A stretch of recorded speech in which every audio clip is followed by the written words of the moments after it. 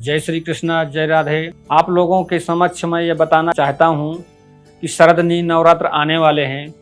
माँ भगवती की स्थापना कैसी की जाती है। सभी लोगों के घर में ब्राह्मण की उपस्थित नहीं हो पाती या किसी कारण ब्राह्मण नहीं मिल पाते, उन सब लोगों के लिए मैं बताना चाहता हूँ कि सूक्ष्म रूप से सरल तरीके से माँ भगवती की पूजा विधि विधान से कैसे की जाए। चले शुरू करते हैं।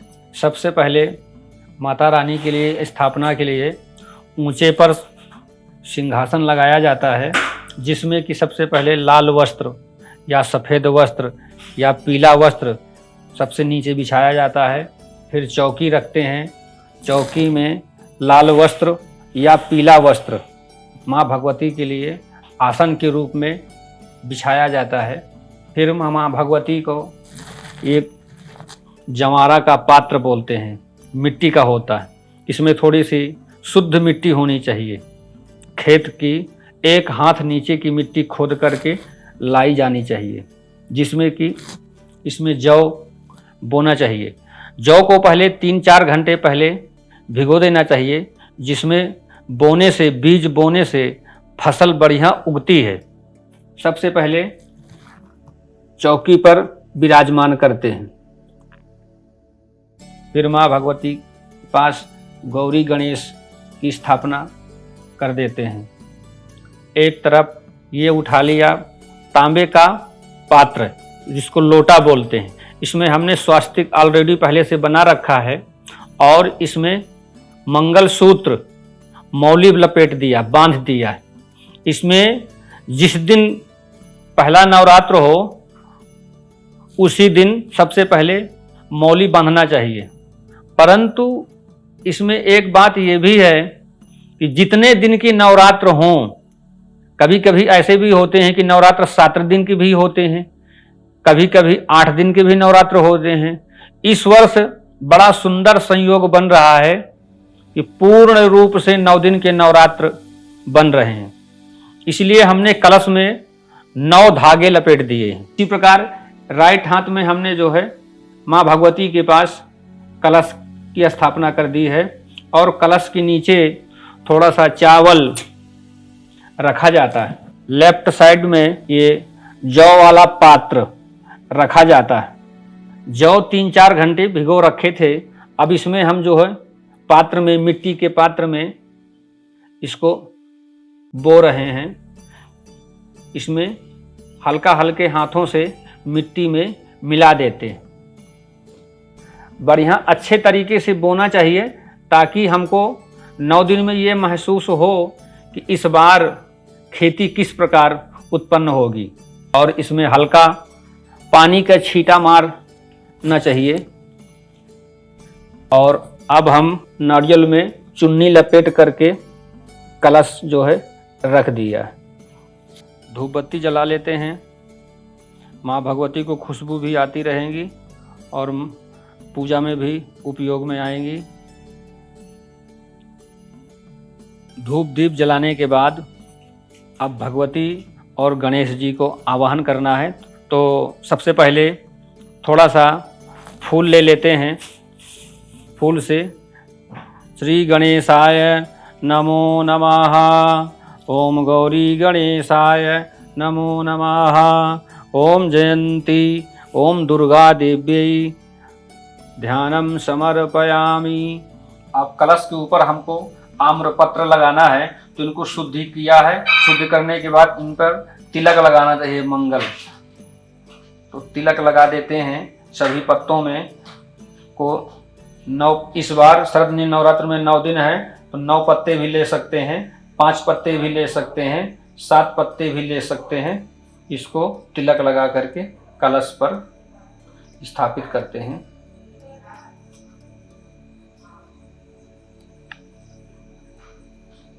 अब सबसे पहले गणेश जी की पूजा प्रारंभ करते हैं। ओम गणेशाय नमो नमः स्नानम, ओम गौरीयाय नमः स्नानम।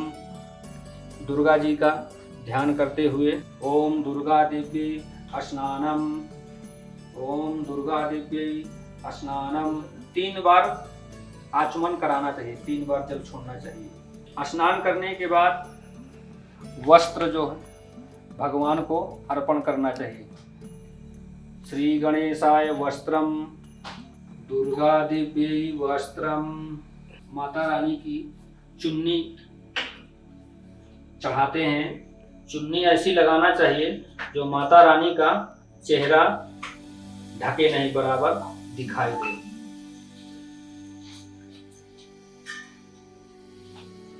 ये पंचामृत एक पात्र में बना लेते हैं। दूध दही इसमें ऑलरेडी पहले से डाल रखे हैं। इसमें थोड़ा सा शहद डालेंगे, थोड़ा सा घी डालेंगे,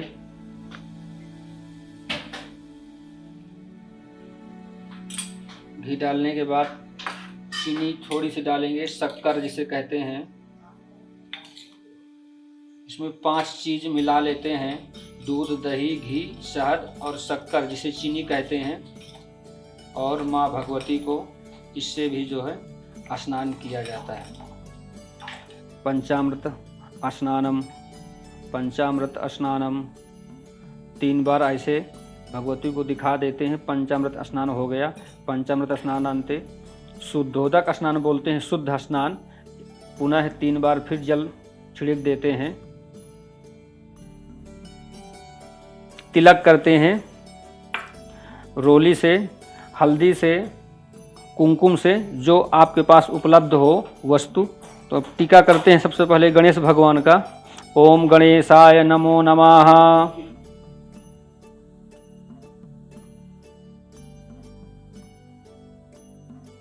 अक्षत लगा दिया। चावल लगाना है गणेश जी को, और गौरी जी को चावल भी लगाना है। अब माँ दुर्गा जी का भी टीका लगाना है। ओम दुर्गा देव्यै नमः। दुर्गा जी का नाम लेते हुए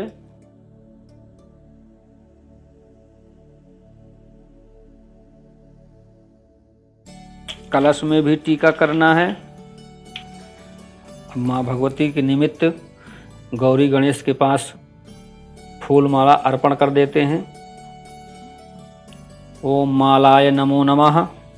माँ भगवती के लिए पुष्प यहाँ सामने चढ़ा देते हैं।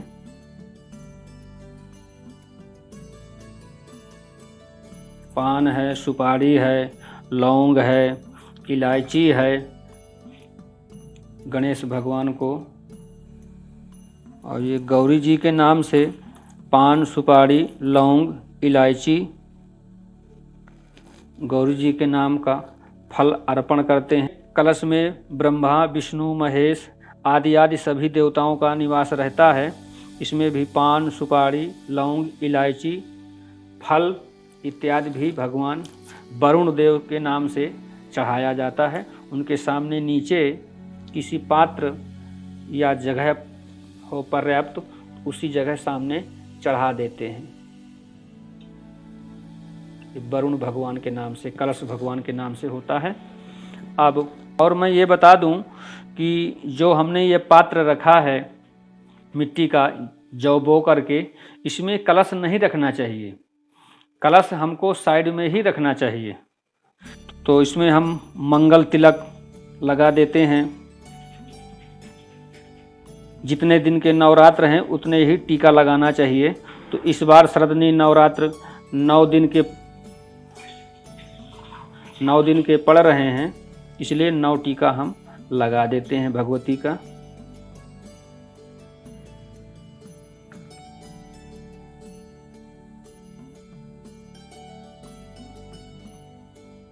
बत्ती लगा लेते हैं। इसमें हमने घी पहले से ही लगा रखा है।